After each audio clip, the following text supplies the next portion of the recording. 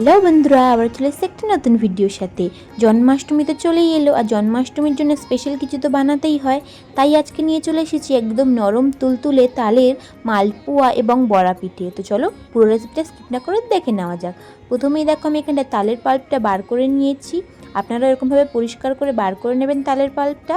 এবারে যতটা পরিমাণে আপনারা বানাবেন সেই পরিমাণে তালের পাল্প নিয়ে নেবেন। তারপর এখানটা আমি নিয়ে নিয়েছি ময়দা, সুজি, চিনি এবং কিছুটা আমল দুধের গুঁড়ো বা গুঁড়ো দুধের ছাড়া আপনারা এখানটায় এমনি দুধও দিতে পারেন, কিন্তু গুঁড়ো দুধ দিলে খুব সুন্দর একটা স্বাদ হয়। তাই আমি এখানটায় গুঁড়ো দুধ দিয়েছি। আমল দুধের 10 টাকার যে প্যাকেটগুলো হয় আমি এখানটায় 2 থেকে 3টে দিয়েছি। আর সুজি এবং ময়দাটা সম পরিমাণে 250 গ্রাম করে দিয়েছি। আপনারা যে পরিমাণে বানাবেন সে পরিমাণেই দেবেন। আর মিষ্টিটাও খুব বেশি আমরা দিইনি, কারণ আমাদের তালটা অনেকটাই মিষ্টি ছিল। আপনারা আপনাদের স্বাদ মতো মিষ্টি দিয়ে নেবেন। তারপরে দেখো সব কিছুকে খুব ভালো করে মাখিয়ে নিলাম। তারপরে এখানটায় এলাচের গুঁড়ো এবং দিয়ে দিয়েছি কিছুটা বাদাম। আপনারা এখানটায় বাদাম ছাড়া কাজু এবং কিশমিশও দিতে পারেন, কিন্তু বাদামটা দিলে বেশ সুন্দর একটা স্বাদ হয়, তাই আমরা দিয়েছিলাম। আর এখানটা দিয়েছি কুড়িয়ে নেওয়া নারকেল। দেখো সব কিছুকে আবারও খুব ভালো করে একসাথে মিশিয়ে নিয়েছি। তো আমাদের এখানটায় তো ব্যাটার রেডি। এবার এগুলোকে ভেজে নেওয়ার পালা। প্রথমেই আমরা এখানটা দেখো তালের বড়া পিঠেগুলো বানিয়ে নিচ্ছি।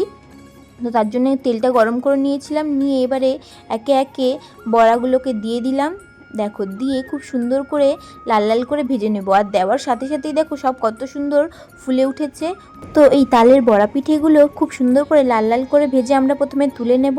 তারপরে আমরা বানিয়ে নেব মালপোয়া। তার জন্য যে ব্যাটারটা আমরা বানিয়েছিলাম, ব্যাটারটায় সামান্য একটু জল বা দুধ মিশিয়ে আমরা ব্যাটারটাকে একটু হালকা করে নেব, মানে একটু নরম করে নিয়ে গরম তেলের মধ্যে এবারে মালপোয়ার ব্যাটারটা দিয়ে দেব। দিতেই দেখো কত সুন্দর ফুলে উঠেছে।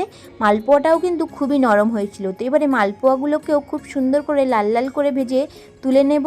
নিলেই আমাদের মালপোয়াও রেডি। তো আপনারাও খুব সহজে বাড়িতে এইভাবে অবশ্যই ট্রাই করবেন, আর আমাকে কমেন্ট করে জানাতে ভুলবেন না আপনাদের কেমন লাগলো। ভিডিওটাও যদি ভালো লেগে থাকে তাহলে লাইক, কমেন্ট এবং শেয়ার করে দেবেন।